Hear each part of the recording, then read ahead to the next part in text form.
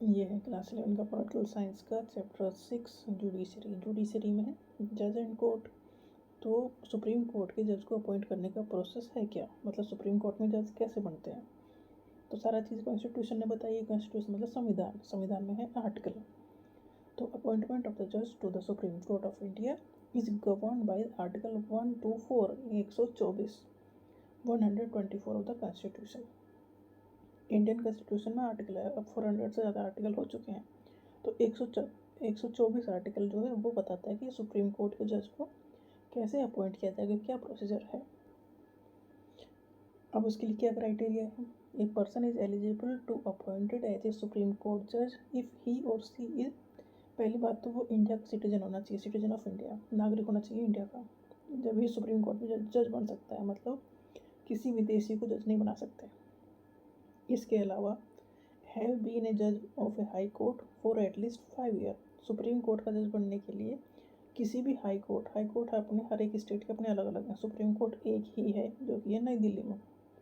मतलब जो supreme court का जज बनने के लिए उसे 5 साल, कम से कम 5 साल किसी भी हाई कोर्ट में जज होना चाहिए, तो ही उसका प्रमोशन होगा ना। या इसके अलावा have been an advocate in a High Court for at least 10 year. अगर किसी भी हाई कोर्ट में वो जज नहीं है 5 साल के लिए कम से कम, तो 10 साल वो एडवोकेट होना चाहिए हाई कोर्ट में, कम से कम 10 साल उसने प्रैक्टिस की हो हाई कोर्ट में। ये क्राइटेरिया है कि वो अपॉइंट किया जा सकता है सुप्रीम कोर्ट का जज।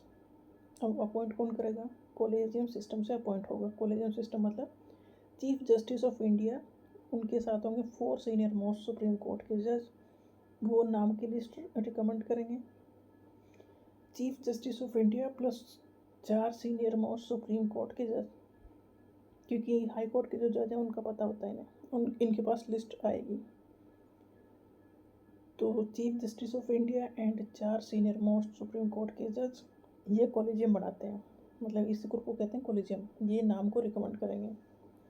The recommendation is sent to the law ministry. Recommendation जाएगी लॉ मिनिस्ट्री में, which forward to the prime minister and then to the president.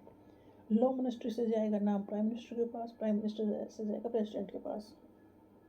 The president of India appoint the जज based on the collegium recommendation. मतलब जो collegium ने नाम recommend किए हैं उन्हीं में से जज चुने जाएंगे सुप्रीम कोर्ट में।